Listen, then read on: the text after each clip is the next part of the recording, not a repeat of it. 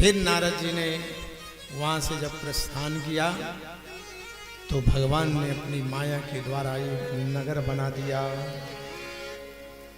एक राजा बना दिए शील निधि नाम की, श्री नाम की कन्या, ये सब भगवान की माया। वो सब बनाने के बाद देवर्षि नारद वहां से प्रस्थान करते हैं। एक अद्भुत नगर को देख करके आश्चर्य होते हैं। सारे त्रैलोक्य में भ्रमण करने वाले देवर्षि नारद ने ऐसे नगर, अद्भुत विलक्षण नगर को नहीं देखा। तो बाद में जाऊंगा, जहां जाऊं, चलो इस नगर में प्रवेश करता हूं। नारद नगर में एक विशेष संत को अतिथि रूप में आए हुए देख करके राजा शील निधि ने भव्य स्वागत किया, सम्मान किया, आदर किया, दिव्य आसन दिया, विराजमान किया। महात्मा जी, आज मेरा सौभाग्य था, आपके दर्शन हुए और मेरे बेटी का स्वयंवर है। बेटी को बुला करके प्रणाम करवाया राजा शील निधि ने। आप आशीर्वाद दीजिए। बेटी को आशीर्वाद तो बहिरंग दृष्टि से दे रहे हैं, लेकिन अभी तक जो थोड़े ही समय पहले कामारी बन रहे थे, काम विजेता बन रहे थे, अंदर से भावना जागृत हुई, इस कन्या से मुझे शादी कर लेनी चाहिए। धरी न काहू धी। जीवन में यदि सच्चरित्रता निभह गई, पूरे जीवन यदि हम सच्चरित्र बने रहे, ध्यान से सुनिए, ये भी भगवान की कृपा है। मानस जी में मानसकार लिखते हैं, धरी न काहू धी, सबके मन मन सिज हरे। कामदेव ने संसार का कोई ऐसा प्राणी नहीं था अपनी माया के द्वारा जिन्हें मोहित न कर लिया हो। लेकिन बचे कौन? बचे कौन? बचे जे राखे रखुवी, जिनके ऊपर भगवान की कृपा होती है, वही पूरे जीवन में खरे उतरते हैं।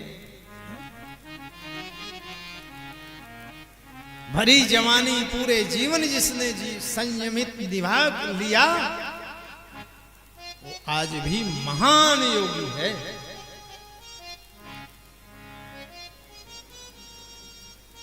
तो बाबा जी देवर्षि नारद कि जब शादी हो रही थी ना, शादी का प्रस्ताव नारद जी को भी आया था। अत्रि ऋषि की 9 कन्याएं थी, करदम ऋषि थी, और जब शादी की चर्चा आई तो 10 बेटे थे ब्रह्मा जी के। 10 बेटे में नारद जी भी थे।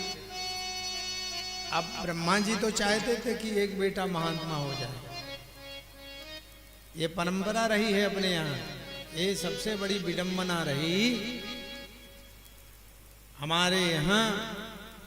आज के समय में जो नियोजित परिवार हो गया, तो संतों की संख्या कम रही। आगे चल के जो आप लोग आश्रम वगैरह बनवा रहे हो हरिद्वार वगैरह में, सब तीर्थों में, वहाँ कोई संत नहीं मिल रहे। अभी से ही समस्या है। क्यों?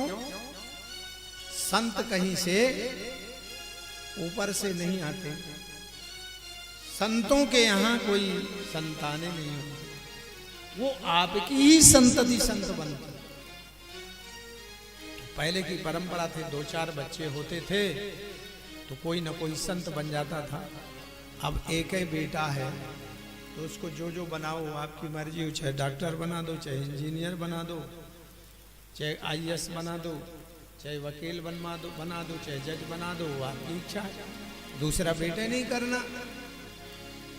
इसलिए सारी संतों की जो व्यवस्था है, उस समय ब्रह्मा जी को लग रहा था कि मेरे 10 बेटों में एक बेटा संत हो जाए।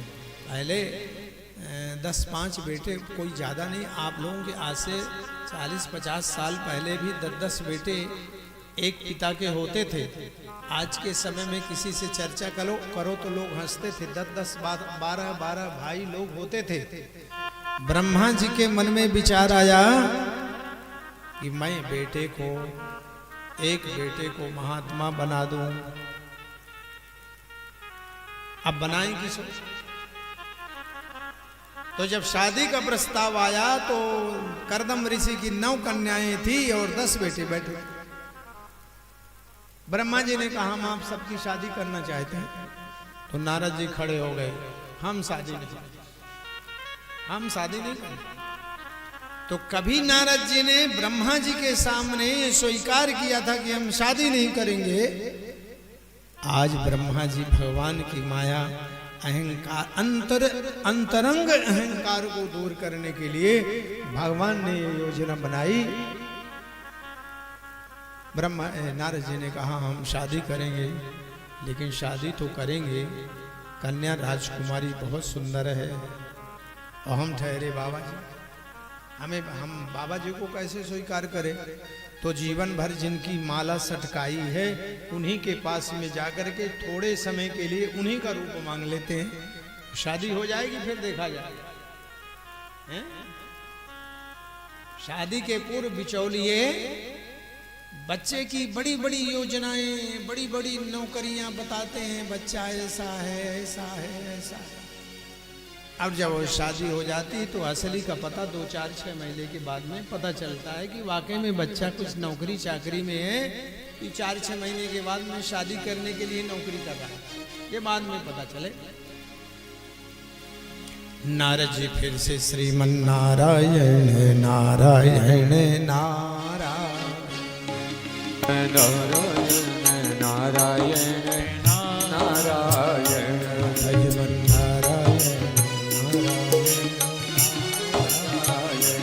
भजवन नारायण नारायण नारायण नारायण नारायण श्री हरि नारायण नारायण नारायण श्री हरि नारायण नारायण नारायण भजवन नारायण नारायण नारायण नारायण नारायण भजवन नारायण नारायण भगवान के तरफ जाने के लिए सोचे तो ध्यान से बात सुनिए। जब जीव उस ब्रह्म की ओर जाना चाहता है तो आपने संकल्प किया नहीं कि हम भगवान की तरफ जाने वाले, भगवान की तरफ आने वाले, तो भगवान वहां से चल दिए। आप विचार तो बनाइए। रास्ते में भगवान सोचने लगे कि बाबा जी को काहे को यहां तक आना पड़े, हमें चले चलते। बीच में ही भगवान मिल गए। नारद जी ने प्रणाम किया। नारद जी ज्यादा तेज हो गया, थोड़ा कम करो। नारद जी ने भगवान को जब प्रणाम किया तो नारद जी से भगवान ने पूछा कैसे याद करें। नारद जी ने कहा आपकी हमें थोड़ी जरूरत। भगवान मुस्कुराने लगे। क्या जरूरत पड़ गई नारद जी? का जरूरत बताने में थोड़ी संकोच लग रहा है। नारद जी ने कहा नहीं, भगवान ने कहा आप बताएं आपकी हम क्या मदद कर सकते हैं। तो संकोच खाते हुए नारद जी ने कहा प्रभु शादी करना चाहिए। भगवान मन ही मन मुस्कुरा रहे हैं। अभी तक एक कामदेव को भस्म करने वाले थे आधा घंटे पहले, और आधे घंटे बाद में शादी करने लगे। तो हम क्या मदद करें आपकी? घर बनवा दें। नारद जी ने कहा वो तो बात का सब काम करेंगे, घर गृहस्थी बसा दें। नारद जी ने कहा घर गृहस्थी बसाने के पहले हमारे शादी करने के लिए आप हमें अपना कुछ समय के लिए ये जो सुंदर दिव्य स्वरूप आपका है वो हम। भगवान अंदर अंदर से खूब आनंद ले रहे थे, किसके भजन के लिए नहीं, भगवान ने अपना स्वरूप एक बार नहीं अनेकों बार कथाओं में प्रमाण है कि भगवान ने अपना स्वरूप दिया, लेकिन किसके लिए? समाज के। आज किस लिए मांग रहे हैं? एक संत गलत रास्ते में चल रहे हैं, गलत रास्ते में जाने का प्रयास कर रहे हैं और संत और भगवंत दोनों को कलंकित करना चाहते हैं।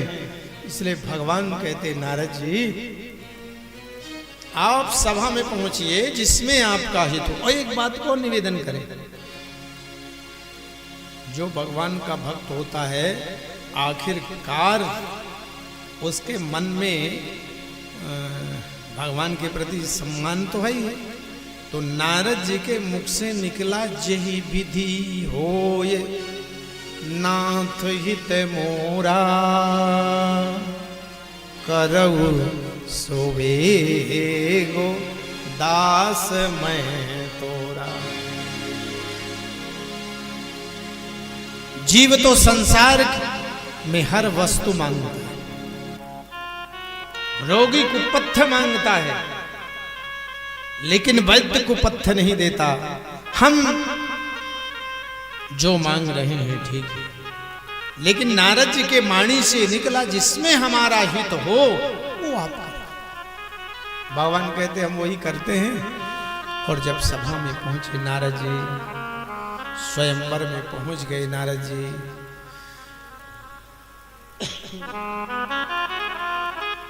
भगवान ने नारायण ने हरि का रूप दिया। हरि भगवान भी का नाम है और हरि नाम बंदर का भी। अमर कोश में आप देखोगे तो बंदर का नाम भी हरि है। तो भगवान ने कहा हम हरि का रूप मांगे, हरि का ही रूप देंगे, दूसरा रूप देते हैं। हरि का अर्थात बंदर का रूप दे दिया, 2 शिव गणों को भेज दिया। श्री देवी स्वर्णमाला लेकर के पहुंचती हैं तो सबसे पहले बंदर मुखाकृति के बैठे हुए देवर सिनारद पर ही दृष्टि पड़ी। घूम के देखा ही नारद जी खड़े होकर के क्योंकि मेरा स्वरूप, नारद जी सोच रहे थे कि हमारा ही स्वरूप सबसे अच्छा। अब वो शील निधि की कन्या राजाओं महाराजाओं को भ्रमण कर भगवान भी माया से विराजमान हो गए। भगवान को बरमाला पहना दी। बोलिए लक्ष्मी नारायण भगवान की जय हो। उधर दृष्टि भी नहीं डाली। रुद्र गणों ने कहा अपने स्वरूप को तो देखो, अपनी परछाई को। बंदर वाले मुखाकृति में देख आग बबूला होकर के देवर्षि नारद ने सबसे पहले उन रुद्र गणों को श्राप दिया, तुम असुर बन जाओगे, मुझे हंसे हो। चल रास्ते में भगवान मिल गए और जो भगवान मिले उस कन्या को ले जाते समय तो रथ को रोक लिया भगवान ने। कहा नारद जी जहां तक जाना हो वहां भी बैठ जाइए, हम छोड़ देंगे आप। आग बबूला देवर्षि नारद ने भगवान को वो सुनाई। भगवान भी अपने भक्तों की अच्छी खरी खोटी भक्ति ही नहीं सुनते हैं, ध्यान रखना, अच्छी खरी। अरे स्वार्थी विष्णु, तुम कभी किसी की का बनाते नहीं। सदैव गुणगान गाता हुआ थोड़े समय के लिए आपका स्वरूप मांगा तो आपने मुझे बंदर का दिया। आपने मेरी शादी नहीं होने दी। मैं श्राप देता हूं, संसार आपको डरता होगा, लेकिन मैं देवर्षि नारद श्राप देता हूं आपको कि आपको भी धरती में मानव रूप में आना पड़ेगा और आपको भी नारी विरह होगा। मुझे ने बंदरों का रूप दिया है तो बंदर ही आपकी रक्षा करेंगे। भगवान ने जब श्राप दे दिया, देवर्षि नारद ने, भगवान की माया थी, भगवान तो आना था धरती में राम जी को, इसलिए एक संत को माध्यम बनाया, अपनी माया को विष्णुर माया भगवती यया सम्मोहितम जगत। भगवान ने अपने माया को अपने आप में प्रवेश किया, ना वहां वो राज्य, ना राजा, ना राजकन्या, कुछ भी। नारद जी और भगवान आमने सामने। अंदर से जब माया का आवरण हटा तो नारद को ज्ञान हुआ। नारद जी तुरंत भगवान के चरणों में पड़े, प्रभु मैंने आपको श्राप दे दिया,